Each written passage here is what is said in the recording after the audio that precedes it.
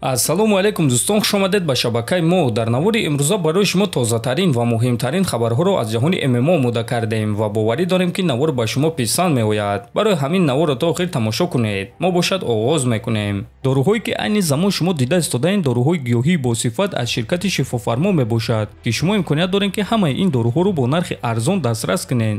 доруҳо барои хунукзадагӣ ва қавӣ кардани мардонагӣ, барои фарбе ва харобшавӣ, барои ришу мӯйсарбарорӣ, барои дарди дил, дарди мушакҳо ва ҳамчунин равғани сиёҳдона, ки пайғамбар саллаллоҳу алайҳи васаллам гуфта буд ки ба ғайр аз марг ба ҳамаи дигар дардҳо даво мебахшад. Худи ҳозир ба номерҳои дар рӯи экран буда занг зада доруҳои даркории худро харидорӣ кунед ва ҳатман аз номи канали Паҳлавон гап занед. ҳамин гуна шумо ҳам доруҳои даркории худро ба даст меоред ва ҳам канали моро сахт дастгирӣ мекунед. 2 рӯз пеш хабар баромад ки роҳбарони UFC ба Ҳамза Чимаев муҳориба зидди Леон Эдвардс дар турнири UFC 300 пешниҳод карданд. Аммо Чимаев барои ин муҳориба розӣ нашуд ва шаби гузашта худи Ҳамза гуфт ки барои чӣ ин муҳорибаро қабул накард. онҳо мехостанд ки ман дар турнири UFC 300 баромад кунам, аммо ман гуфтам ки барои аз вазни миёна ба вазни ним миёна фаромадан ба ман вақти зиёдтар дар кор аст. ҳамчунин 100% кафолат набуд ки онҳо ба ман муҳориба зидди Леонро медиҳанд. менеҷерам гуфт ки 50 бар 50 аст, 100% кафолат нест. аммо бародарам гуфт ки дар моҳи Рамазон баромад намекунем. баъди Рамазон мо каме истироҳат мекунем, лагери тамринӣ мегузаронем ва баъд бо любой ҷанговар меҷангем. фикр мекунем ки ин кор тобистон мешавад. ман дар Арабистони Саудӣ баромад кардан мехоҳам. лекин ягон кас бо ман хоҳиши ҷангидан надорад. мебинем ки чӣ гап мешавад. ҳозир ман танҳо хабарҳои навро интизорам, гуфтааст Чимаев. ҳамчунин дӯстон, овозаҳо аст ки UFC муҳориба зидди Леон Эдвардсро боз ба Ислам Махачев ва Шавқат Раҳмонов пешниҳод карданд, аммо онҳо гуфтанд ки дар моҳи Рамазон баромад намекунанд.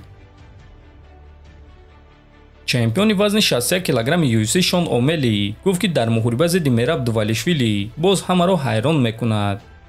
баъди оне ки ман муҳорибаи Генри Сехудов ва Алҷемин Стерлингро тамошо кардам, ман ба шумо гуфтам ки Стерлингро ба нокаут равон мекунам. шумо бошад гуфтед ки ин кор ягон вақт рух намедиҳад. шумо гуфтед ки ӯ маро ба замин меафтонад ва дар он ҷо маро мешиканад. ана боз мо дар ҳамон ҳолатем.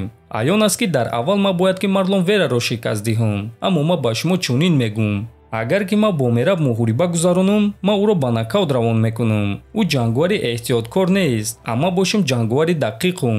ман ҷанговари хеле зирак ва тезам ва ман Мерабро аз Стерлинг дида бадтар ба нокаут равон мекунам. Алҷеминро бо тариқи нокаути техникӣ шикаст додам. ана Мерабро бошад ба хоб равон мекунам ва ҳамин гуна бинии ӯро рост мекунам, гуфтааст Омели. хотиррасон мекунам ки Шон Омели аввалин ҳимояи камарбанди худро аллакай рӯзи 10 март дар турнири UFC 299 зидди Марлон Вера мегузаронад ва ин реванши онҳо хоҳад шуд. дӯстон, чанд соат пеш маросими вазнкашӣ ва муҳорибаи рӯбарӯи иштирокчиёни турнири UFC Fight Night баргузор гардид. хотиррасон мекунам ки дар ин турнир варзигари тоҷик Муҳаммад Наимов баромад мекунад. рақиби ӯ бошад варзигар аз Венесуэла Эрик Силва мешавад. ҳам Муҳаммад ва ҳам Силва вазни даркориро карда муҳорибаи рӯбарӯ гузарониданд. биёед тамошо мекунем.